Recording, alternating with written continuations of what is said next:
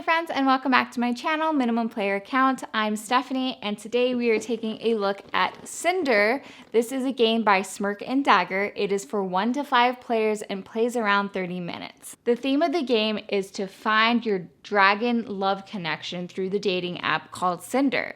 The way you win the game is whoever has the most love points at the end. The game ends when somebody reaches 21 or more love points. I'm going to be breaking this gameplay into 5 steps, and you will be able to see the timestamps in the description below, so if you want to jump to any section of this video, feel free to do so. But without further ado, let's get started.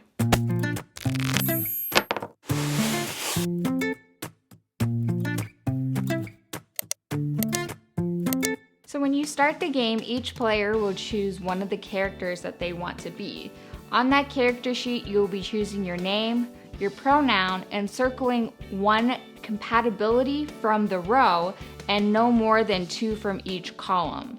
You will then say something that you like, which could be anything you want, like cats, and something you dislike, which could be like ice cream. And then you will keep that in front of you, and that is your player board. Everybody will also get 1 purple try again card. And there are 3 different cards that can be gained through this game. The way you gain these cards is by counting up the number of flames on your dice on your last throw. So the 3 categories of cards are the try again cards, which you will spend to re-roll one of your fire results, the apology card, which is spend to remove a fire result, or the do-over card, which is spend to re-roll all of your fire results from your last roll. So step number 1, you will choose a dragon to date. You do have a dating pool of 3 dragons usually available on the table, but have no more than 4 on the table at a time. As soon as 1 dragon gets taken from the top of the dating pool when somebody swipes left, the farmost dragon gets discarded and is no longer available to date. To date a dragon, you will swipe right. And if you decide to swipe left on a dragon, just note that you can only swipe left 2 times per turn. Once you have decided to date a dragon by reading their bio and information, we'll move on to step 2. Step 2 is deciding on your dice pool. So once you have decided on which dragon to date, you will flip over that card and start creating your dice pool. The way you create your dice pool is if any one compatibility matches with yours, you get a green die. If it is 1 away from your compatibility, it is a blue die. And if it is 2 away, it is a red die. You will choose a location card. The location card will also have some differences on what you can do on that location, so you will have to change or modify your dice pool based on the location card that is shown. Step number 4 is checking location bonuses and dragon bonuses.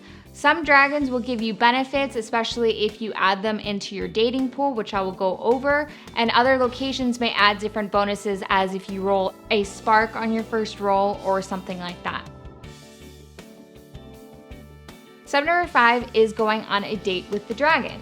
You have up to 3 attempts to make a successful date, and on the back of the card you will see that first step is meetup. Once you have successfully made a meetup, meaning you haven't had 3 flames, then you can go to the next step. Once you have successfully done the next step, then you go to the next level. So on the die, there are flames, there are hearts, and there are flames with little kind of diamonds in the upper left corner. Those are called sparks. And sparks can be helpful on some cards depending on the dragon and the location that you currently have.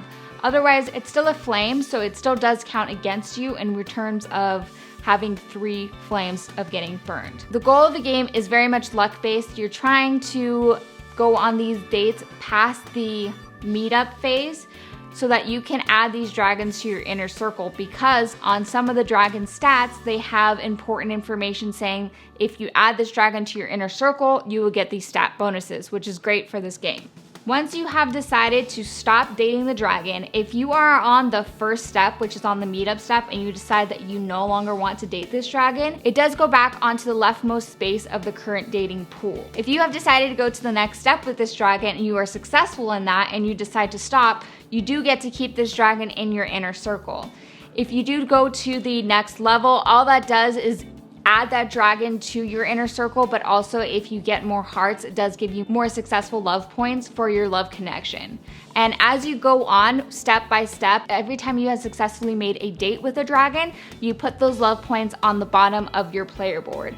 If at some point you do get burned, that changes the game for you. If you get burned, you lose all love points applicable to that date. That dragon gets placed back into the dating pool, and then it's the next person's turn. An important thing to note is if you have any of the try agains or the apology or do-over cards, you can use some of those once you get burned to try to mitigate some of those flames that you have in your dice pool, and then you can continue dating from there. But if you don't have any and you do get burned, that does end your turn and can be detrimental to your game. So you want to try to not push your luck too far in this game to get burned. So that is an overview of how you play Cindr, and let's move on to final thoughts.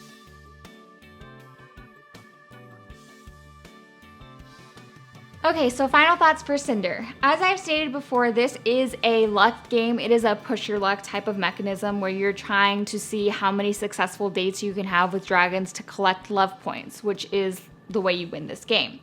So though you do have dice rolling, the nice fact is that you have those do-over or try again cards that can help mitigate like those rolls that you do have. What's nice also is when you add a dragon to your inner circle, they sometimes have bonuses to your game, which is pretty cool. And the locations as well, as when you're playing, they might add different aspects of the game. Like if you get a spark, you can remove one, things like that. So that's also pretty cool. It is very much a luck-based and a push your luck type of game where you're trying to discern if this dragon's gonna match you just based off of a bio, which I mean, that's kind of like how you do on dating apps anyways, so, you know, it kind of makes sense.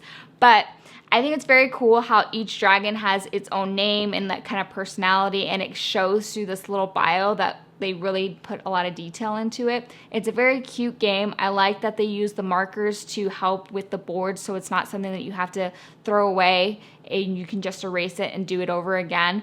But very cool. Also, they do have a solo mode, which is pretty even itself when you're playing it as a solo mode versus a two-player mode.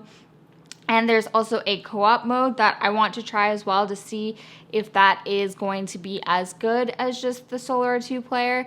Though it is a very cute game, I think that this is something that for me isn't something that I would want to keep on my permanent shelf. It's something that maybe I would give to like my sister or something like that. It's a very quick game, but I feel for me doesn't have too much depth in strategy. It's very much luck without too much strategy and a little bit too much of guessing on what the cards actually say and if that's going to be compatible with you.